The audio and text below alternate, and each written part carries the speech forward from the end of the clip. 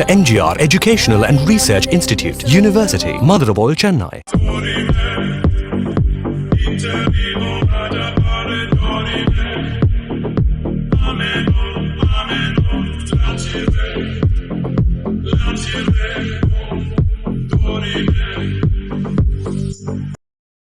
விஜய் தாக்கப்பட்டார், விஜய் புழக்கப்பட்டார் அப்படின்ற மாதிரி. ஸோ இந்த விஷயத்தை நீங்கள் எப்படி பார்க்குறீங்க?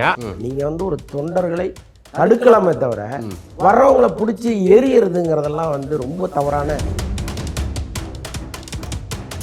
எல்லாத்தையும் பாராட்டி பேசுகிறாரு, ஆனால் கெனிஷாவுக்கு மட்டும் அந்த வார்த்தைகளை வந்து இன்னும் ரொம்ப புதுப்பிச்சு பேசுகிறாரு. அவங்க காதலியா தோழியா வருங்கால மனைவியா எதுவுமே நமக்கு தெரியாது. ஆனால் இந்த நேரத்தில் அவருக்கு ஆறுதலாக அவங்க இருக்காங்க. ஓகே, இது எதிர்காலத்தில் வேறவா மாறுறது. அந்த ஷூட்டிங் ஸ்பாட்டில் இருந்து எனக்கு சில தகவல்கள் இருந்தாங்க. சார் நினச்சே பார்க்க முடியாது சார், விஷால் அவ்வளோ ஃப்ரெஷ் ஆகிட்டார் சார். அப்படியே இந்த பழைய விஷால் சண்டைக்கோழி விஷாலில் பார்த்தா எப்படி இருக்குமோ அப்படி ஆகிட்டார் சார்னு சொன்னாங்க. சார் வணக்கம். சார் வணக்கம் சார். இந்த வாரம் வந்து விஜய் அவர்களை பற்றி நம்ம நிறைய விஷயங்கள் பேசி ஆகணும். அவருடைய மாநாடை பற்றி நிறைய விஷயங்கள் அசை போட்டாச்சு, நீங்களும் பல இடங்கள் அதை பற்றி பேசிட்டீங்க. ஆனால் இந்த வாரம் வந்து இவரை வந்து, அதாவது சோஷியல் மீடியாவில் ஒரு விஷயம், அழகான ஒரு வார்த்தையை சொல்லுவாங்க, விஜய் தாக்கப்பட்டார், விஜய் புழக்கப்பட்டார் அப்படின்ற மாதிரி. ஸோ இந்த விஷயத்தை நீங்கள் எப்படி பார்க்குறீங்க? ஆனால் ஒரு தாயும் ஒரு மகனும் சேர்ந்து ஒரு விஷயம் பண்ணாங்க பாருங்க ஒரு 2-3 நாளாக. ஸோ இந்த விஷயம்லாம் வந்து விஜய் அவர்கள் வந்து எப்படி இதெல்லாம் ஏற்றுக்குவார், ரசிகர்கள் எப்படி ஏற்றுக்குவாங்க, தொண்டர்கள் எப்படி ஏற்றுக்குவாங்க? இது உங்களோட பார்வையில் இது சரியாக தவறா? இல்லைங்க, முதல்ல அது வழக்கு பதியப்பட்டதே நமக்கு புரிய மாட்டேங்குது. ஏன்னா இப்போ இவங்கெல்லாம் அது மேலே ஏறக்கூடாதுங்கிறதுக்காக தான் அவ்வளோ உயரத்தில் ஒரு ரேம்ப் போட்டிருக்காங்க, கிரீஸ் தடவிருக்காங்க. அதை மீறி ஒருத்தர் ஏறினாருன்னா அந்த பாதுகாப்புக்கு இருக்கிறவர் அவருடைய கடமையை செய்யத்தான் செய்வார். சரி, அது வந்து அது அவங்களுடைய உரிமை. அதே நேரத்தில் நீங்கள் போனவனை தானே கேட்கணும். ஏன்பா இவ்வளோ தூரம் பாதுகாப்பு போட்டிருக்காங்க, ஒரு தலைவர், அவர் ஒரு பெரிய நடிகர், நீ தானப்பா கவனமாக இருந்துக்கணும்னு தானே முதல்ல கேட்கணும். ஆமாம். ஆனால் அப்படி கேட்காம டக்குன்னு எஃப்ஐஆர் போட்டாங்க. அது கம்ப்ளைண்ட் கொடுத்தவர் உண்மையாக பொய்யாங்கிறது கூட அவங்க யோசிக்கல. அதுதான் தெரியுது இதற்கு பின்னால் ஒரு அரசியல் இருக்குது அப்படிங்கிறது. இப்போ 2 பேர் நான் தான் அது அப்படின்னு கிளைம் பண்ணுறாங்க. சரி, அந்த ஜிம்பாய்ஸ் தள்ளி விட்டது நான் தான். சரி, அப்படின்னு 2 பேர் வந்து கிளைம் பண்ணுறாங்க. சரி, உள்ளபடியே அங்கே நிறைய பேர் ஏறினாங்க, நிறைய பேர் தள்ளி விட்டாங்க.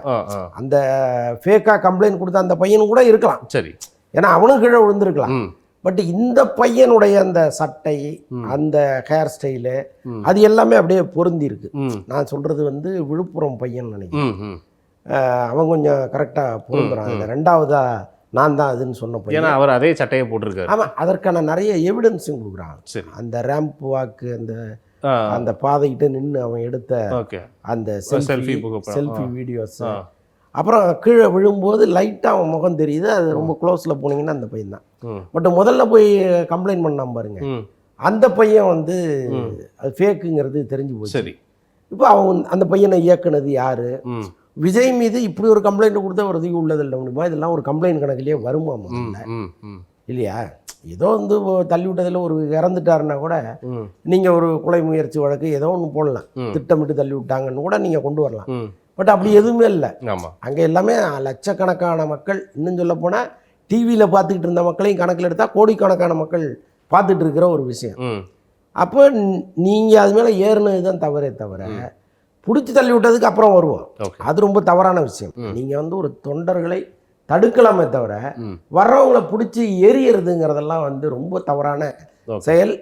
விஜயை கொஞ்சம் பதறிட்டார். அவர் ரொம்ப ஒரு நிமிஷம் ஷாக் ஆகி தான் நீங்கள் வந்து பின்னாடி போங்கன்ட்டார். பின்னாடி போங்க அப்படின்னு சொல்லி தான் அதுக்கப்புறம் அவர் முன்னாடி போக ஆரம்பிக்கிறார். அப்போ அவர் பதட்டப்படுறாரு, ஐயோ நம்ம தொண்டனை அப்படி தூக்கி எரிஞ்சிட்டானே அப்படிங்கிற பயம் அவருக்கு இருக்கு. அதுக்கப்புறம் அதை கண்ட்ரோல் பண்ணுறாரு.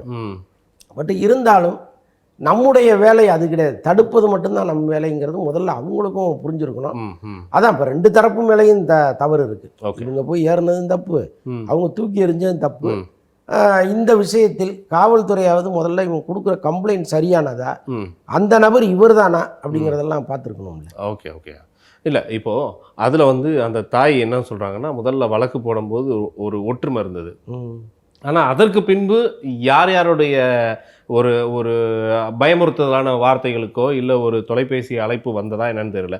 இப்போ வந்து என்ன சொல்கிறாங்க, அவன் என் பையனும் கிடையாது, எதுவும் கிடையாது, என்னை தயவுசெய்து ஆளை விட்டுருங்க அப்படின்ற அளவுக்கு அந்த வீடியோ பதிவுகள்லாம் பார்க்கும்போது இருக்குது. அங்கே என்ன நடந்திருக்கும்? இல்லை, ஆக்சுவலாக மீடியாக்கள் வந்து ரொம்ப துருவி கேட்க ஆரம்பிச்சிட்டாங்க. அந்த பையன்கிட்டே கேட்குறாங்க, நீ எத்தனை மணிக்கு கிளம்புன, எத்தனை மணிக்கு போய் இறங்குன, எதில் போன, நீ கிளம்பும் போது ஏதாவது வீடியோ செல்ஃபி ஏதாவது எடுத்திருக்கியா. பட் அந்த ரெண்டாவதாக வந்து கிளாரிஃபை பண்ண பாருங்க, அவன் எல்லாமே எடுத்து வச்சிருக்கான். ஓகே, இங்கேருந்து அவன் கிளம்புனது, வேனில் ஏறினது, அங்கே போய் இறங்குனது, அங்கே ரேம்புக்கு பக்கத்தில் நின்னது, எல்லாத்தையுமே அவன் வந்து வீடியோ பதிவாக வச்சிருக்கான். சரி. பட் இந்த பையன்கிட்ட எதுவுமே இல்லை. ஒரு கட்டத்தில் அவன் ஆளை விடுங்க சாமின்னு கிளம்பி ஓட ஆரம்பிச்சு. அப்போ யாரோ ஒருத்தர் இயக்கியிருக்காங்கிறது மட்டும் நமக்கு புரியுது. இது ரொம்ப இதுங்க, யானையை வந்து எறும்பு கடிச்சா என்ன ஆகும், அந்த மாதிரி கதை தான். புரியுது. இது நீங்கள் அவர் மீது ஒரு வழக்கு தொடுவதற்கு 1000 காரணங்களை நீங்கள் கொண்டு வரலாம், செட்டப் பண்ணலாம், அல்லது நீங்களே ஒன்று உருவாக்கலாம். அது வேணா இமேஜ் டேமேஜ் ஆக்குமே தவிர இது வந்து ஒன்றுமே பண்ணாது. இதன் மூலம் நீங்கள் வழக்கு பதிவு செய்து ஒன்றுமே பண்ண முடியாது. அப்படி இருக்கும்போது இது எதுக்கு இவ்வளோ பூதாகரமாக்குறாங்கன்னு நமக்கு புரியல. Okay sir. இப்போ ரவி மோகன் அவர்களுடைய ஸ்டுடியோ, இதோடைய பேனர் லான்ச்சு, பட் யார் யாரெல்லாம் இங்கே வந்து கலந்துக்கிட்டாங்க அப்படின்றது ஒன்று இருக்கும். பட் யார் கலந்துக்கிட்டாங்க அப்படின்றத காட்டிலும் அவர் கூட யார் இருந்தாங்க அப்படின்றது தான் இங்கே அதிகமாக பேசணும்னு. இதில் யார் கலந்துக்கிட்டாங்க அப்படின்றத தெளிவாக சொல்கிறதுக்குன்னா ஒன்று காரணம், கெனிஷா அவங்கள பற்றி ஃபஸ்ட்டு சொல்லி ஆகணும். எல்லாத்தையும் பாராட்டி பேசுகிறாரு, ஆனால் கெனிஷாவுக்கு மட்டும் அந்த வார்த்தைகளை வந்து இன்னும் ரொம்ப புதுப்பிச்சு பேசுகிறாரு. அதில் ரொம்ப பாராட்டும் தன்மையாகவும் இருக்குது. அதை நீங்கள் எப்படி பார்க்குறீங்க? இல்லைங்க, அவங்க காதலியா, தோழியா, வருங்கால மனைவியா எதுவுமே நமக்கு தெரியாது. சரி. ஆனால் இந்த நேரத்தில் அவருக்கு ஆறுதலாக அவங்க இருக்காங்க. ஓகே. இது எதிர்காலத்தில் வேறவா மாறுறதுக்கு நிறைய வாய்ப்புகள் இருக்குது. அதான் ஒரு 2 பேர் வந்து ஒரு ஆணும் பெண்ணும் பார்ப்பது, பேசுவது, பழகுவது, அந்த வார்த்தைகளை கையாள்வது, இதையெல்லாம் வச்சு நீங்கள் அவங்களுக்குள்ள ரிலேஷன்ஷிப்பை ஈஸியாக புரிஞ்சுக்கலாம். இவங்களுடைய ரிலேஷன்ஷிப்பு நம்ம பார்க்கும் பொழுது 3ஆவதாக வேற ஒன்று இருக்குங்கிறது நமக்கு நல்லாவே தெரியுது. பட்டு முதல் மனைவி ஆர்த்தி டைவர்ஸ் கொடுக்காம இவங்க திருமணம் பண்ணிக்க முடியாது. அது வரைக்கும் இவங்க நண்பர்கள்ங்கிற போர்வையில் தான் இயங்க முடியும். ஸோ அதுதான் வந்து அந்த மேடையில் நம்ம பார்த்தது. ஜெயம் ரவியை பொறுத்த அளவுக்கு நாம் வந்து ஒரு தயாரிப்பாளராக உருவாகலை, ஒரு தயாரிப்பு நிறுவனம் இதற்கு முன்னாடி ஆரம்பிக்கலை. அண்ணன் டைரக்டரு, அப்பா வந்து ஒரு மிகப்பெரிய எடிட்டரு, நாங்கள் சினிமா ஃபேமிலியிலேருந்து வந்தோம் அப்படின்னா கூட நான் வந்து என் தைரியத்தில் ஒரு படத்தை இது வரைக்கும் நான் தயாரித்ததில்லை. அவங்க அப்பா படம் தயாரித்து தான் ஜெயம் ரவி வந்தார்.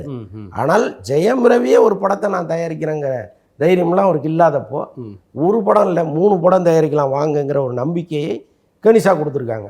ஸோ அந்த வகையில் வந்து அவர் ரொம்ப பாசிட்டிவாக பார்க்குறாரு. ஸோ அதன் மூலம் என் லைஃப்பில் கடவுள் கொடுத்த பெரிய தேவதைங்கிற அளவுக்கு அவங்கள ஒரு பிரமிச்சு பேசுகிறாரு. ஸோ இதெல்லாம் வந்து ஒரு முறையும் அவங்க அந்த இவங்க 2 பேருக்குமான நிகழ்வுகள் பொது இடங்களுக்கு நடக்கும் பொழுது, பொது இடங்களில் வரும்பொழுது ஆர்த்தி வந்து ஏதாவது ஒரு ட்வீட் ஒன்று போடுவாங்க, ஏதாவது இன்ஸ்டாவில் ஒரு பதிவு போடுவாங்க. எல்லாத்தையுமே கடவுள் பார்த்துட்டு இருக்காங்கலாம் இப்போ இன்றைக்கி ஒரு பதிவு போட்டிருக்காங்க. இதெல்லாம் வந்து நீடிக்காது அப்படி இப்படின்னு என்னென்னமோ அவங்க வந்து போட்டிருக்காங்க. பட் எல்லாமே ஜெயம் ரவியும் கனிஷாவையும் குறித்து சொல்லுவது தான். என்ன இருந்தாலும் சட்டம் ஒன்று இருக்குது. நாளைக்கு அது என்ன தீர்ப்பு வழங்க போகுதுன்னு நமக்கு தெரியல. எல்லாத்தையும் தாண்டி குழந்தைகள் இருக்காங்க. அவங்க நாளைக்கு அவங்க அப்பாவை எந்த விதத்தில் ஹேண்டில் பண்ண போகிறாங்கன்னு தெரியல. ஏன்னா இன்றைக்கி வந்து அவங்க சின்ன பசங்க, நாளைக்கு வளர்ந்துட்டாங்கன்னா அவங்க இதே அப்பாவை எப்படி பார்ப்பாங்க. அம்மாவோடு மட்டுமே வளர்கிற குழந்தைகள் அப்பாவுக்கு எதிரியாக மாறுவதற்கான வாய்ப்புகள்லாம் இருக்குது. ஏன்னா அவங்க என்ன சொல்லி கொடுத்து வளர்ப்பாங்கன்னு ஒன்று இருக்குது. ஆமாம் ஆமாம். ஸோ இதெல்லாம் இருக்குது. இது ஒரு பெரிய அவர் வாழ்க்கையை பொறுத்த விஷயம். அதை நம்ம 3ஆவதாக உட்காந்துட்டு பெருசாக விமர்சனம் பண்ணுறதுல அர்த்தம் இல்லை. பட் இருந்தாலும் எல்லாருக்கும் பிடித்த ஒரு நடிகராக அவர் இருக்கும் பொழுது அவர் குறித்து ஒரு அக்கறை உங்களுக்கும் இருக்குது, எனக்கு இருக்குது, அவ்வளோதான். அதனால தான் அதை பற்றி பேசி. ஓகே. இதில் வந்து 2 பேர் ரொம்ப முக்கியமாக, இவர் கனிஷாவை மட்டும் பேசலை. நான் ஒரு படத்தை இயக்கிறதுக்காகவும் இந்த மாதிரியான ஒரு ஸ்டேஜுக்கு வர்றதுக்கும் யோகி பாபு கூட ஒரு ரொம்ப முக்கியமான ஒரு பங்கு இருக்குது. ஆனால் நான் ஒரு கவிஞனாக்கப்பட்டதுக்கு கனிஷா தான் காரணம் அப்படின்றது சொல்லிட்டார். ஸோ இதை நீங்கள் எப்படி பார்க்குறீங்க? சரி விடுங்க, உற்சாக மிகுதியிலே ஏதாவது பேசுவாங்க. அதெல்லாம் நம்ம யோகி பாபு விஷயத்துக்கு வேணா வரலாம். எனக்கு தெரிந்து இன்னைக்கு ஜெயம் ரவிக்கு இருக்கிற செல்வாக்குக்கு அவருக்கு இருக்கிற நண்பர்கள் வட்டாரத்துக்கு அவர் நினச்சிருந்தா இன்னும் பெட்டராக ஒருத்தரோட சேர்ந்து ஒரு படம் பண்ணலாம். யோகி பாபு கால்ஷீட் கிடைச்சதே அவர் ஏதோ பெரிய கமலஹாசன் ரஜினிகாந்த் கால்ஷீட் கிடைச்ச ரேஞ்சில் பேசிகிட்டு இருக்காரு. யோகி பாபு கிட்ட போய் நீங்கள் 20 லட்ச ரூபா அட்வான்ஸ் கொடுத்தீங்கன்னா நீங்கள் போனாலும் ஹீரோவாக நடிப்பார், அவர் போனாலும் ஹீரோவாக நடிப்பார். அதனால் அவருக்கு வந்து எந்த தனித்தன்மையும் இங்கே கிடையாது. நான் யோகி பாபு வைத்து ஒரு படம் பண்ணுகிறேன்னு பெருமையாக பேசக்கூடிய அளவுக்கு இங்கே ஒன்றுமே இல்லை. ஸோ அதனால் அதை கடந்து அடுத்த செய்திக்கு போயிடலாம். Okay sir, okay.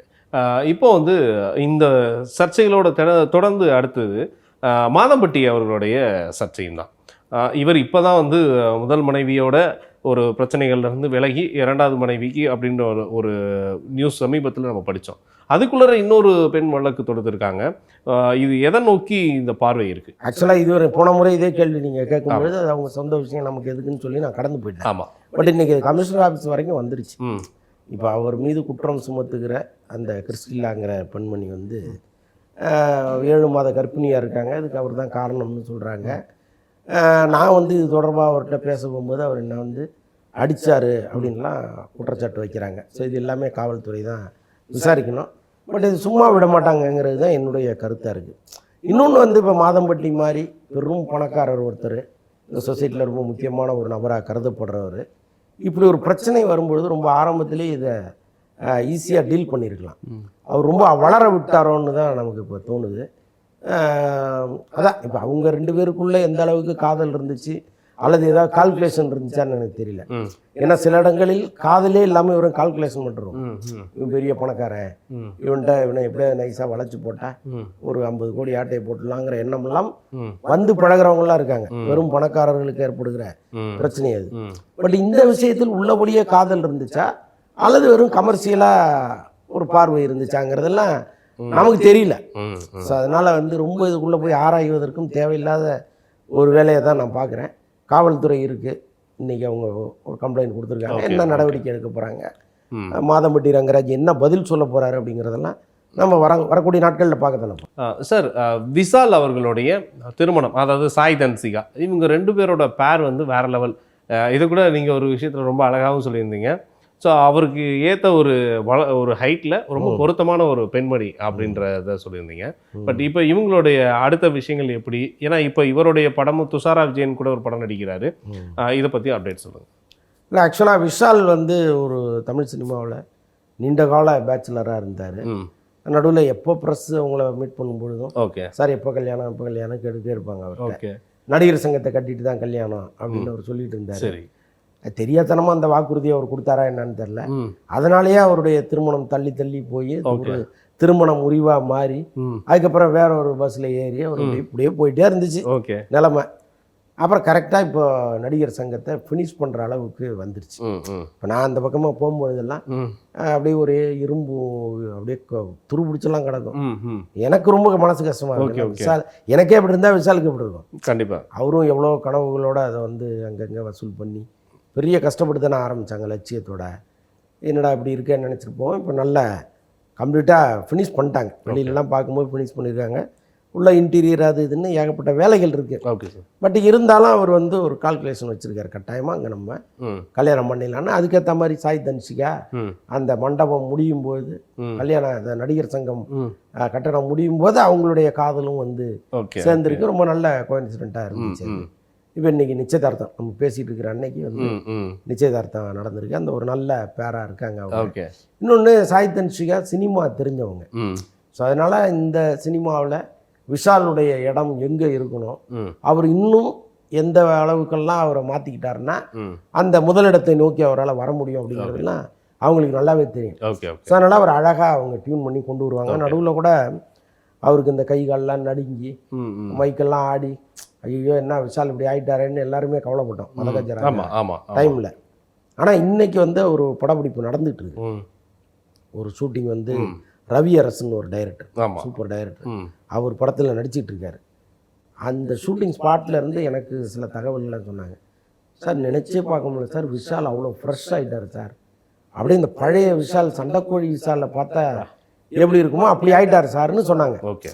அப்போ இந்த சாய் தன்சிகா அவர் லைஃப்குள்ளே வந்த பிறகு அவரை கண்ட்ரோலில் எடுத்து அவர்கிட்ட இருந்த சின்ன சின்ன கெட்ட பழக்கங்கள்லாம் மாற்றி இன்றைக்கி இந்த அளவு கொண்டு வந்திருக்காங்க. இப்போ இன்னும் பர்மனெண்ட்டாக அவங்க லைஃப் உள்ளே வந்தாங்கன்னா அவருடைய வாழ்க்கையை வேறு திசைக்கு போயிடும். அது ஒரு ப்ரொஃபஷனலான ஒரு நடிகராக அவர் மாறுவார். அவருக்கு ஒரு டைரக்டர் கனவு இருக்குது, அதை செய்வார்.